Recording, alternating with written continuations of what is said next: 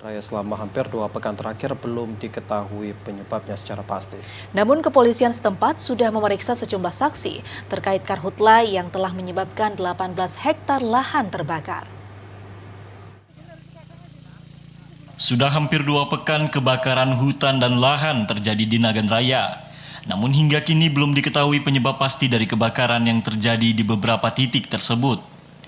Sejumlah saksi diantaranya warga sekitar serta pemilik lahan sudah dimintai keterangan terkait karhutla yang terjadi di sejumlah lokasi ini. Namun hingga kini belum ada yang mengarah ke pelaku. Polisi mengancam akan menindak tegas pelaku pembakar hutan dan lahan karena sudah sangat meresahkan. Pasalnya hingga hari ini sudah 18 hektar lahan yang terbakar di kawasan itu yang berada di lokasi berbeda.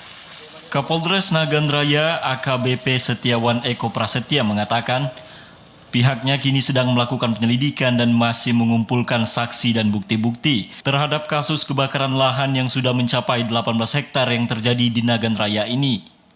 Jika kebakaran lahan ini disengaja, maka kepolisian akan memburu pelaku tersebut dan akan diberikan sanksi tegas.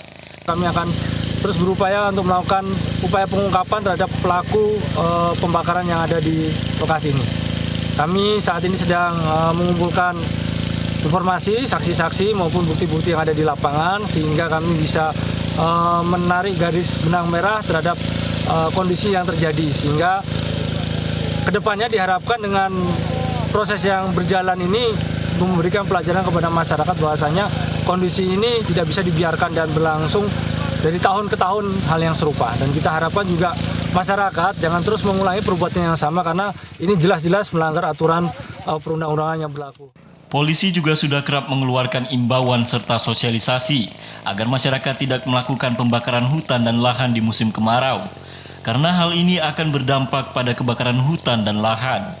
Dari Nagan Raya, Aziz Saputra, TVRI melaporkan.